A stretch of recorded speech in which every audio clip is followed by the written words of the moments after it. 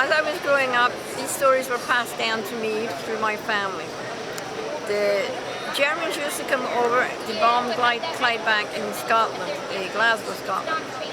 And at the top of our farm, you could actually see them bombing Clydebank. That was where the ships were built. On their way back to Germany, they used to fly over the farm and drop their shells. And my brothers and sisters were going to school, and they'd have to jump into ditches or hide in the woods so that they didn't get the shells dropped on them or shot. And there was a plane that had been damaged.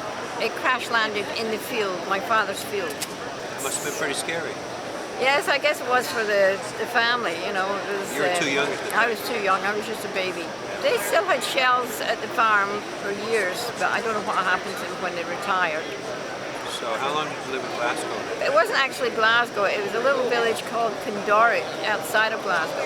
And I lived there until I joined the British Air Force. What did you do in the British Air Force? I communications. Okay. And you, was it a career or you make it a career? No, I ended up marrying a GI. Okay. And come to America.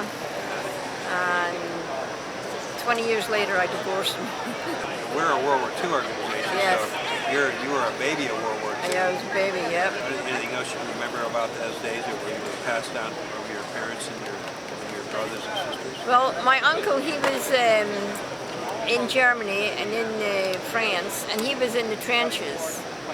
And he didn't have much to say about that because they used to have rats in the trenches over there.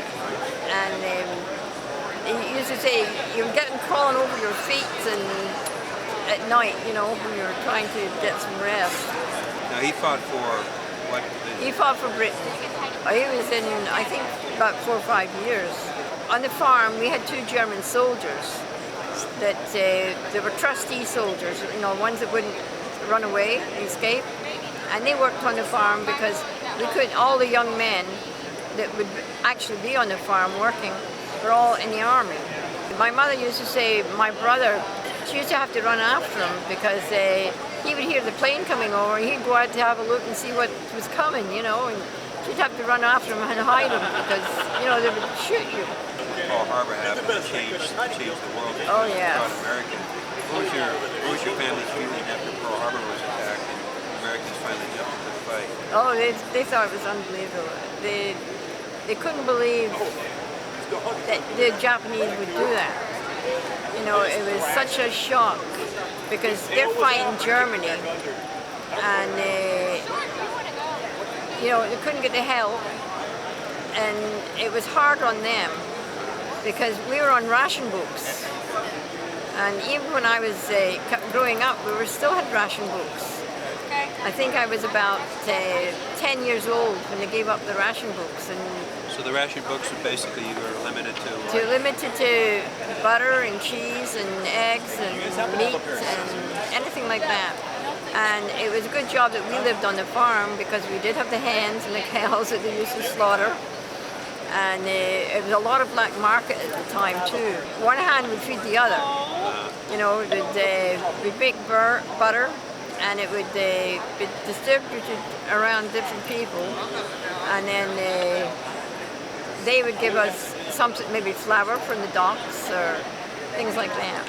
But getting back to did your parents have a distinct memory of Pearl Harbor Day? Oh yes, yes. How did they hear about it? Well, it was shocking. They couldn't believe they would do something like that. It was a shock to everybody. But was there also maybe hey, the Americans are on our side now, they're in the war. It's yes. a good thing, right? Yeah. Yeah, because, you know, Britain was struggling for a while, and then the Americans come in and helped out. So. Well, thank you for your time. Thank you for your service. Oh, thank you.